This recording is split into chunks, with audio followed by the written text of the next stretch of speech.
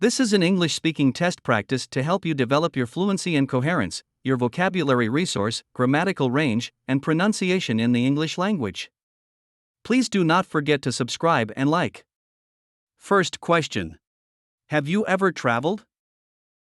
Yes, I have had the opportunity to travel to several countries and explore different cultures. In fact, traveling is one of my passions, as it allows me to broaden my horizons, learn new things, and connect with people from diverse backgrounds. One of the most memorable trips I took was to Japan, where I spent 2 weeks visiting cities like Tokyo, Kyoto, and Osaka.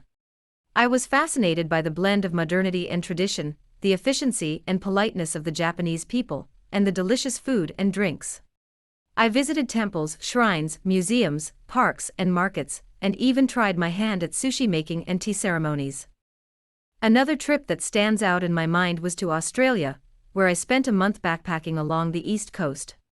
I met many fellow travelers from all over the world, and we shared adventures like snorkeling in the Great Barrier Reef, surfing in Byron Bay, hiking in the Blue Mountains, and camping in national parks. I also got to experience the laid-back lifestyle, the stunning landscapes, and the unique wildlife of Australia. Overall, traveling has enriched my life in countless ways, and I hope to continue exploring new destinations and making unforgettable memories. What do you do when you travel on holiday? When I travel on holiday, I usually try to make the most of my time by engaging in a variety of activities that allow me to discover the local culture, history, and natural beauty of the place I am visiting. Here are some examples of what I typically do. Firstly, I like to go sightseeing and visit the most famous landmarks, museums, and historical sites of the destination. For instance, when I visited Paris, I made sure to see the Eiffel Tower, the Louvre Museum, and Notre Dame Cathedral. I find that exploring the local architecture, art, and artifacts can give me a better understanding of the place and its people. Secondly, I enjoy trying the local cuisine and sampling the traditional dishes of the region. This may involve eating at restaurants, cafes, or street vendors, or even attending a cooking class to learn how to prepare the food myself. For instance, when I went to Thailand, I tasted dishes such as pad thai, green curry, and mango sticky rice, and I loved the spicy and sweet flavors. Thirdly, I like to engage in outdoor activities that allow me to appreciate the natural beauty of the area. Depending on the location and season, this may include hiking, biking, swimming, skiing, or simply strolling in a park or on a beach. For example, when I traveled to Switzerland, I went skiing in the Alps and enjoyed the stunning scenery of snow-capped mountains and crystal-clear lakes. Fourthly, I often look for opportunities to connect with the local community and learn about their customs and traditions. This may involve attending cultural festivals, music concerts, or dance performances, or even volunteering at a local organization. For instance, when I went to Brazil, I joined a samba dance class and participated in a carnival parade, which was an unforgettable experience. Overall, I believe that traveling on holiday can be a rewarding and enriching experience, as it allows me to broaden my perspective, challenge my comfort zone, and create lasting memories. Do you prefer to travel alone? As someone who enjoys traveling, I have experienced both solo trips and group trips, and I must say that each has its advantages and disadvantages. However, if I had to choose, I would say that I prefer traveling alone for the following reasons. Firstly, when I travel alone, I have more freedom and flexibility to design my itinerary according to my preferences and interests. I can decide where to go, what to see, and how long to stay without having to negotiate or compromise with other people's preferences. For example, if I want to spend an entire day exploring a museum, I can do so without worrying about others getting bored or tired. Secondly, traveling alone can be a great opportunity for self-discovery and personal growth. Being in a new environment without familiar faces and routines can push me out of my comfort zone and challenge me to be more independent, confident, and open-minded. I may also have more opportunities to interact with locals and learn about their culture and lifestyle. Thirdly, solo travel can be a way to recharge and reflect, as it allows me to disconnect from the distractions and obligations of daily life and focus on my own thoughts and feelings. Whether it's by reading a book, meditating, or simply gazing at a scenic view, I can find moments of solitude and introspection that can be hard to come by in a busy and connected world.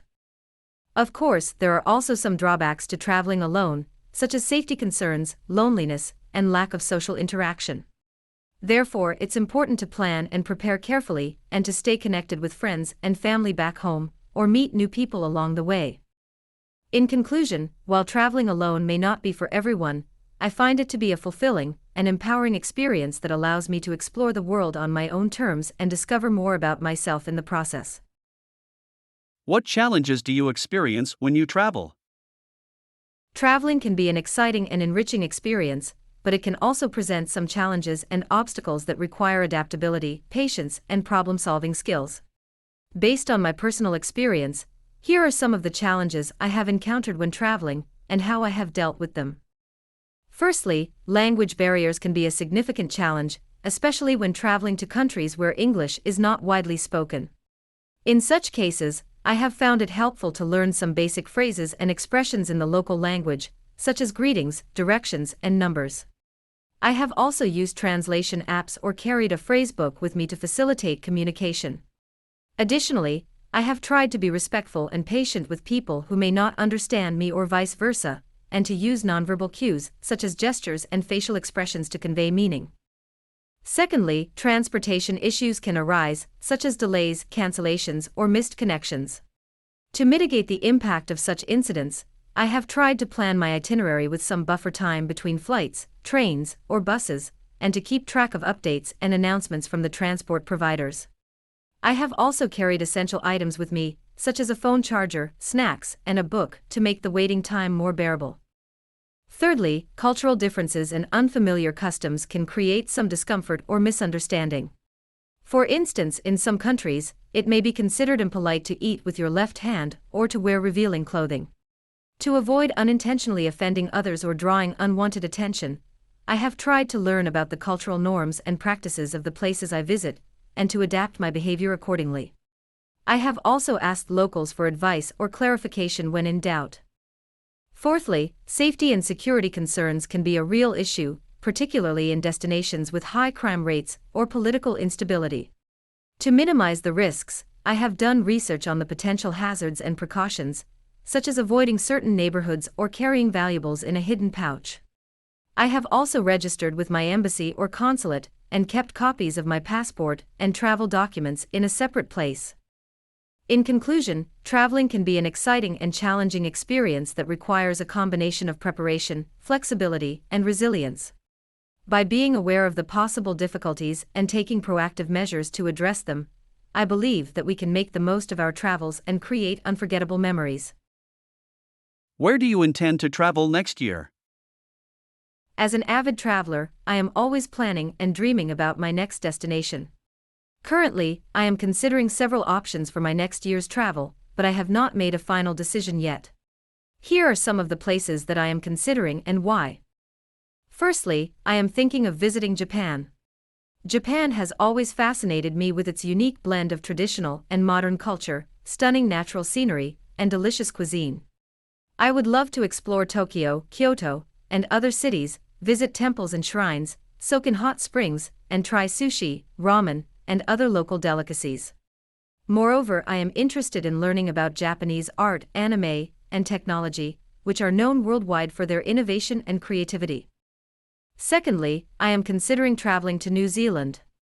New Zealand is a breathtakingly beautiful country that offers a wide range of outdoor activities, such as hiking, skiing, surfing, and bungee jumping.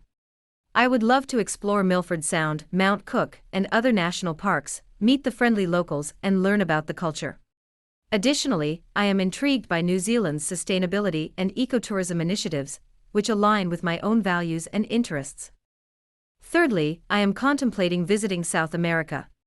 South America is a vast and diverse continent that boasts some of the world's most spectacular landscapes, such as the Amazon rainforest, the Andes Mountains, and the Patagonian glaciers.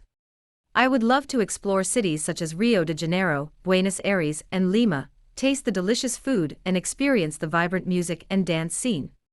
Moreover, I am interested in the history and culture of the indigenous peoples, such as the Incas and the Mayas, and how they have shaped the region's identity.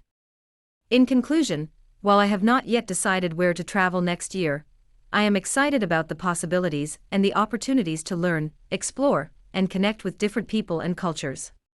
I believe that traveling is not only a way to satisfy our curiosity and wanderlust, but also a way to broaden our horizons and deepen our understanding of the world.